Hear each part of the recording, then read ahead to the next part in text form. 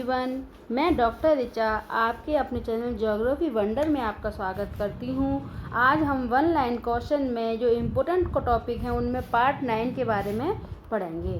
ठीक है, इससे पहले मैं 8 पार्टों को इसमें डाल चुकी हूँ। अगर हम 9वें पार्ट की बात करें तो इसमें हम आज पढ़ेंगे प्रायद्वीपीय पठार के बारे में। ठीक है, प्रायद्वीपीय पठार यानी कि दक्षिण का पठारी भाग। इसमें अगर हम मैप में बात करें तो ये जो हमारा पूरा दक्षिण का, देखो यहाँ पर उत्तर का विशाल मैदान था, सॉरी ये पर्वतीय क्षेत्र था, ये उत्तर का विशाल मैदान।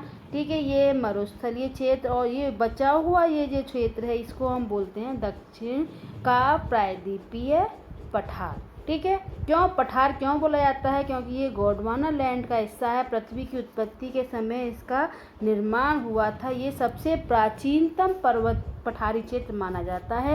ये भी एक जीके का क्वेश्चन है जो नेट में आया हुआ है कि सबसे प्राचीनतम चट्टानें कहाँ पाई जाती हैं, तो वो है हमारा दक्षिण का प्रायद्वीपीय पठार, इसके अंतर्गत आती हैं। तो अब हम इसकी बात करें मैप की, तो ये अब समझ में आ गया होगा प्रायद्वीपीय पठार कहाँ पर है। तो इसमें ये जो है एक अनियमित और त्रिभुजाकार आकृति में फैला हुआ है। जो ये बताया था मैंने, त्रिभुजाकार आकृति कैसे बनती है इसकी, जो 16 लाख वर्ग किलोमीटर क्षेत्र में फैला हुआ है। ठीक है, अगर हम भारत के जो 4 भाग हैं उनमें बात करें तो सबसे अधिक क्षेत्र जो आता है वो प्रायद्वीपीय पठार का ही आता है। इससे कम जो हैं उत्तर का विशाल मैदान, उत्तर का पर्वतीय क्षेत्र, ये सभी 5-5 लाख किलोमीटर क्षेत्र में फैले हुए हैं। जबकि ये हमारा जो दक्षिण का पठारी क्षेत्र है वो 16 लाख वर्ग किलोमीटर क्षेत्र में फैला हुआ है। ठीक है, अब इसकी अगर सीमा की बात करें तो मैंने सिर्फ यहाँ पर राजमहल की पानियाँ लिख रखा है, जबकि वास्तविकता में देखें तो हम इसका क्षेत्र कहाँ कहाँ पाया जाता है। ये जो है देखो, इधर है मालवा का पठार, यहाँ राजमहल की पहाड़ियाँ और ये कन्याकुमारी, यानी इसका अगर पूर्वी छोर राजमहल की पहाड़ियाँ, पश्चिमी छोर मालवा का पठार और दक्षिणी छोर कन्याकुमारी को मिलाकर बनता है और इसीलिए इसको त्रिभुजाकार आकृति में बोलते हैं। इसको अगर हम पठारी की बात करें तो इसके 2 भागों में बांटा जाता है। पहला मालवा का पठार, दूसरा दक्कन का पठार। हमेशा ध्यान रखना, ये कभी बहुत बार पूछा जाता है कि दक्षिण के पठारी भाग में कौन सा भाग अलग करता है, दक्कन के पठार से अलग है। तो मालवा का पठार दक्षिण के पठार का हिस्सा मात्र है सिर्फ। ठीक है, अगर हम आगे बात करते हैं तो जो मालवा के 2 भाग बताए थे मैंने, मालवा का पठार और दक्कन का पठार। ठीक है, मालवा के पठार के अंतर्गत कौन कौन से पर्वत आते हैं? इसमें पहला आता है अरावली पर्वत, बुंदेलखंड पर्वत, बघेलखंड पर्वत, विंध्याचल और छोटा नागपुर का पठार। ये मैं बता चुकी हूँ, मैप में बहुत अच्छे से समझा चुकी हूँ पहले भी। अगर मैप में बताऊँ तो हमारा इसमें कौन कौन सा हिस्सा आएगा, देखो ये है हमारा राजस्थान, यहाँ पर अरावली पर्वत है। दूसरा आता है बुंदेलखंड, बुंदेलखंड, बघेलखंड और विंध्याचल उच्च भूमि, विंध्यन उच्च भूमि और साथ में हमारा छोटा नागपुर का पठार। इस तरह से इसका विस्तार हमारे उत्तरी क्षेत्र में पाया जाता है। जबकि दक्कन के पठार के दक्षिणी भाग में कौन सा आता है?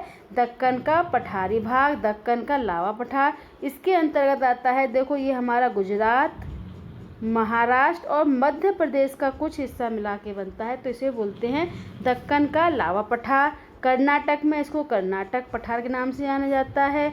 छत्तीसगढ़ में छत्तीसगढ़ का पठार और दंडकारण्य क्षेत्र जो है ये पठारी क्षेत्र माना जाता है, दंडकारण्य क्षेत्र। ठीक है, और पश्चिम व पूर्वी घाट, इसके तट पर ये क्षेत्र जो बसता है इसे बोलते हैं पश्चिमी घाट और ये है हमारा पूर्वी घाट। ठीक है, इस तरह से इस तरह के पर्वतक्रम यहाँ पाए जाते हैं। अब हम बात करते हैं इस पठार के बारे में। तो ये मालवा का पठार है, ये लावा निर्मित है और इस पर लावा निर्मित क्यों है? क्योंकि ये दरारी उद्भेदन से निर्मित है और यहाँ पर ये दरारों के द्वारा यहाँ पर से लावा इधर की ओर विस्थापित हुआ, जिस कारण से यहाँ पर ये काली मिट्टी का क्षेत्र माना जाता है। ठीक है, काली मिट्टी का क्षेत्र है, सबसे अधिक काली मिट्टी और अच्छी काली मिट्टी यहीं पर मिलती है। अब मालवा पठार के पास कौन कौन सी नदियाँ बहती हैं? यहाँ चंबल, काली सिंध, पार्वती, बेतवा, माही और निवाज नदियाँ प्रवाहित होती हैं। चंबल के अनेक स्थान पर ऊबड़ खाबड़ बने हुए बीहड़ हैं, यानी सबसे अधिक बीहड़ कौन से बनाता है? तो वो बनाती है हमारी चंबल नदी जो है सबसे अधिक बीहड़ बनाती है। ठीक है, ये याद रखना। और ये जो बीहड़ पाए जाते हैं ये राजस्थान में धौलपुर में मिलते हैं। अब बात करते हैं छोटा नागपुर का पठार कहाँ पर है? झारखंड राज्य में विस्तृत है और यहाँ महानदी सोन, स्वर्णरेखा व दामोदर नदी इस पठार में होकर प्रवाहित होती हैं। दामोदर नदी घाटी एक भ्रंश के रूप में है। हमारे दक्षिण के पठारी क्षेत्र में 3 भ्रंश में नदियाँ बहती हैं। इसमें पहला एक दामोदर है, एक है नर्मदा नदी और दूसरी है ताप्ती। ये नदियाँ जो है भ्रंश घाटी में बहती हैं, ये याद रखना। ठीक है, अब बात करते हैं और सबसे अधिक संपदा की दृष्टि से बात करें तो छोटा नागपुर पठार सबसे अधिक संपन्न क्षेत्र माना जाता है, क्योंकि यहाँ पर सबसे अधिक मात्रा में खनिज पाए जाते हैं। दक्कन के पठार पर गोदावरी नदी बहती है। ऐसे क्वेश्चन नेट में और कंपटीशन में बहुत आते हैं कि कौन से पठार में कौन सी नदी प्रवाहित होती है, तो ये याद रखना। ठीक है, कृष्णा, तुंगभद्रा, कावेरी नदी कहाँ बहती है? कर्नाटक के पठार में। तो ठीक है, कर्नाटक का जो पठार है उसका पश्चिमी भाग को क्या कहते हैं? मालवाड़ के नाम से जाना जाता है। इसका पश्चिमी भाग मालवाड़ के नाम से जाना जाता है।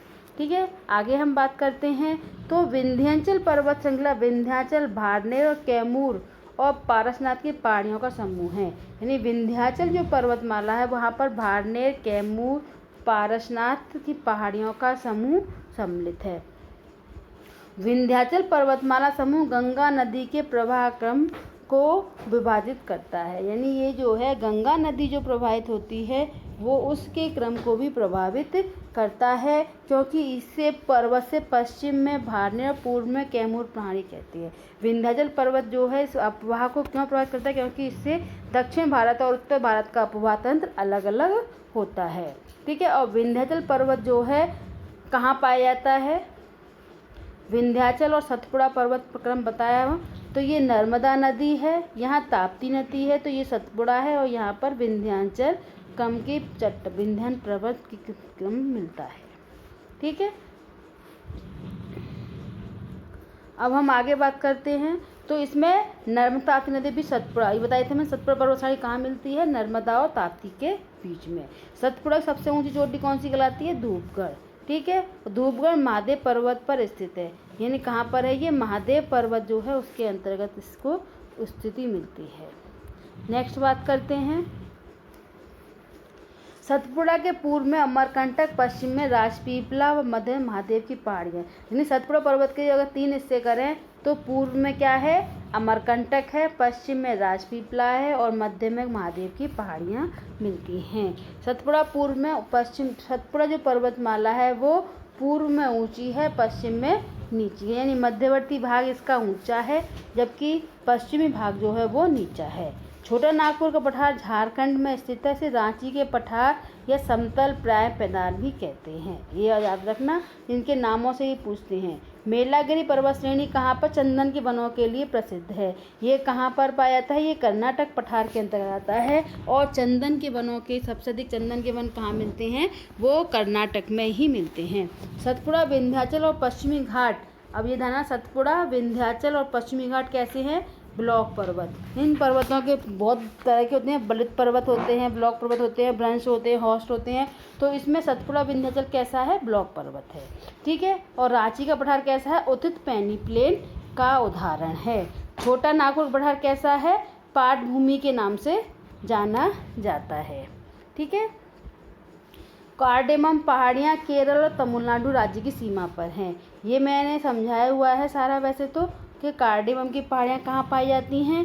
देखो ये हमारा दक्षिण का पठार है, तो कार्डेमम की जो पहाड़ियाँ हैं वो कर्नाटक और तमिलनाडु की बीच की सीमा बनाती हैं, ये याद रखना।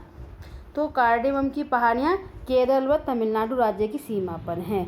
बुंदेलखंड का पठार में चंबल और यमुना नदी प्रवाहित होती हैं। यानी बुंदेलखंड के पठार में चंबल और यमुना नदी प्रवाहित होती हैं।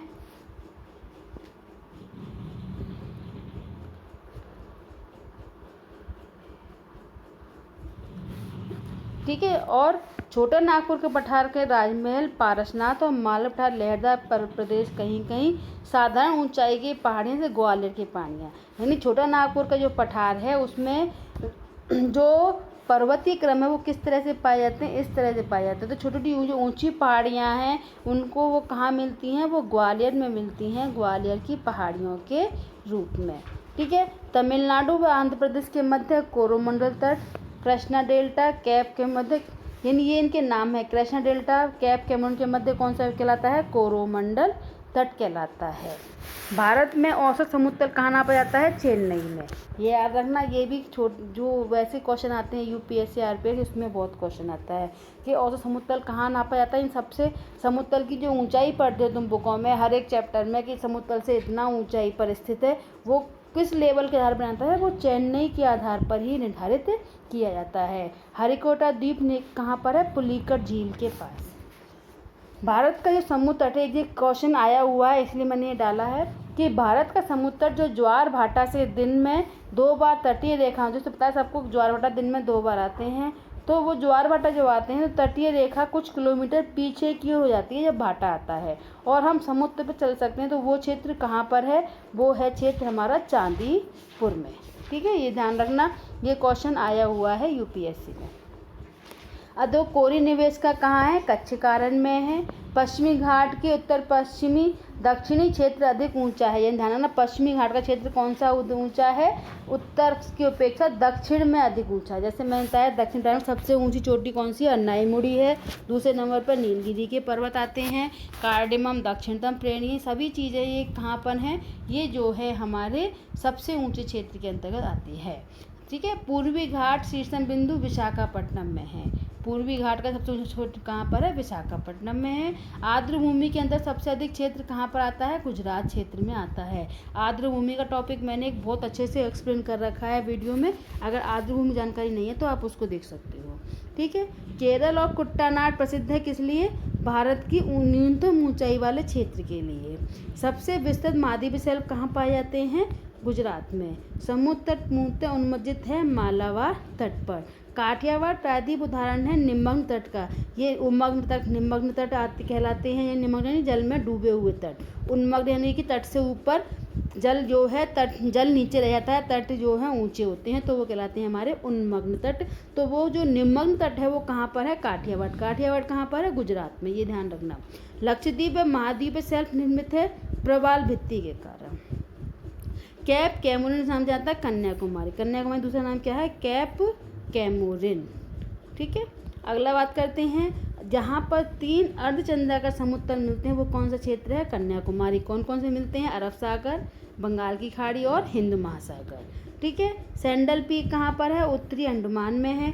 मणिपुर में लटकी हुई गाद को बंधे अप्रश्न सड़ती वनस्पति पर तैरते द्वीप पर मकान बनते हैं। वो द्वीप कहाँ पर है, फूमा डिस पर। उसको क्या बोलते हैं, जो द्वीप जो सड़ी गली वनस्पतियों के ऊपर मकान बनाए जाते हैं मणिपुर में, वो है फूमा डिस कहलाता है। ठीक है। वैलीकोंडा समूह किसका संख्यात्मक हिस्सा है, पूर्वी घाट का। वैलीकोंडा समूह यानी कि वैलीकोंडा ये संरचनाएं हैं उसका, वो पूर्वी घाट पर मिलती हैं। भारत की मुख्य भूमि श्रीलंका की मुख्य भूमि है। भारत की जो मुख्य भूमि किससे अलग होती है, श्रीलंका की मुख्य भूमि से। ठीक है। और सबसे कम दूरी कहाँ पर है, तेलंगाना धनुषकोडी में, यानी तमिलनाडु में। भारत का सबसे अधिक ऊंचाई पर स्थित खारे पानी झील कौन सी है, पेमोंग झील। ये याद रखना, ये इंपॉर्टेंट टॉपिक है सारी। वैसे तो एक लाइन ही इंपॉर्टेंट है, सारे मैंने जो मेन चीज़ें वही लिखाई हैं। ठीक है। Okay, thank you for watching. Please like and subscribe my channel.